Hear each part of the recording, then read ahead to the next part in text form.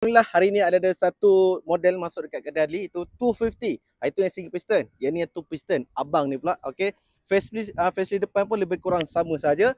Jom kita tengok macam mana berbaloi ke tak motor ni. Okey, kalau korang rasa berbaloi dengan motor ni, tolong komen. Alright, jom.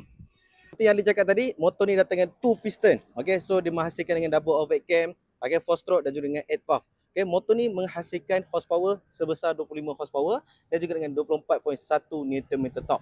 Okey, untuk motor ni kalau korang tengok dari segi size dia, dari segi kepanjangan pada motor ni, sebenarnya dia ni tak adalah tinggi sangat sebenarnya. Okey, kalau kita tengok dekat riding position, Adli naik sekarang ni, dia punya ketinggian seat dia dalam 780 mm.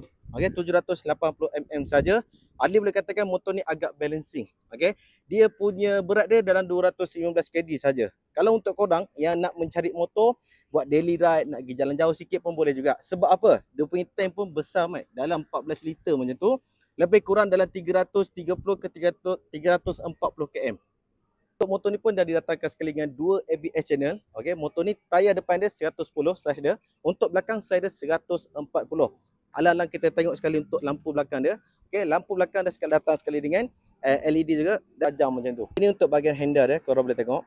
Okey, macam biasa ada key switch, double signal dan juga ignition system. Brake lever pun korang boleh adjust mengikut kepada kesesuaian korang lah ataupun keselesaan korang. Okey, untuk meter dia menggunakan LCD meter. Okey, dan di sebelah dia ada USB charging port. Dekat sini korang boleh charge phone korang, USB type A punya.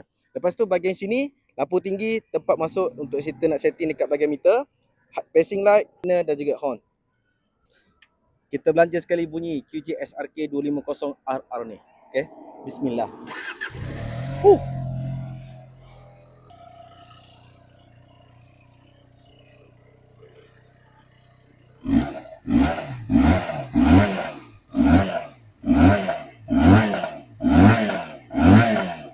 Dengan Adli sekarang ada dua color di stok, warna merah dan juga warna hitam seperti yang korang tengok ni. Harga body dia 16,888 sahaja.